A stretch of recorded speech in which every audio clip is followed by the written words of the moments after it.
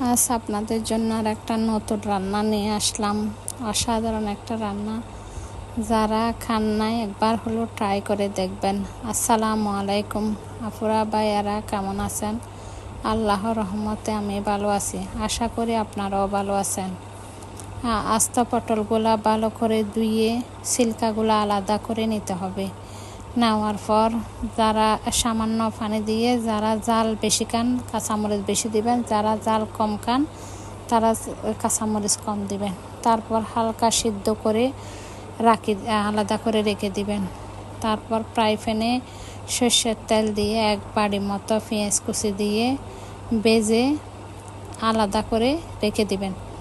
তারপর ব্লেন্ডারে সিদ্ধ করা ছিলকা, ভাজা পেঁয়াজ, একটা ডিম, লেবুর রস, 10-12টা রসুনের কোয়া দিয়ে ভালো করে ব্লেন্ড করে আলাদা করে রেখে দিবেন।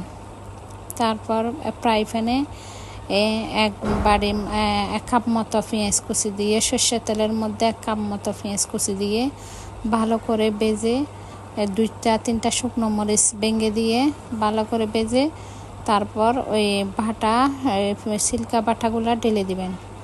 সিল্কা বাটাগুলো হালকা হালকা নাড়ার পর 1 চা চামচ হলুদের গুঁড়া, 1 চা চামচ মরিচের গুঁড়া, 1 চা চামচ মিক্স মশলার গুঁড়া আর স্বাদ মতো লবণ দিয়ে নাড়বেন। নাড়তে নাড়তে একদম পানিগুলা শুকাই যাবে, আঠালো হয়ে গেলে তারপর নামাই পরিবেশন করবেন। আপুরা ভাইয়েরা, আপনাদের কাছে আমার একটা অনুরোধ, আমার ভিডিও যদি আপনাদের ভালো লাগে লাইক দিয়ে পাশে থাকবেন আর পুরো ভিডিওটা দেখার চেষ্টা করবেন। আসসালামু আলাইকুম।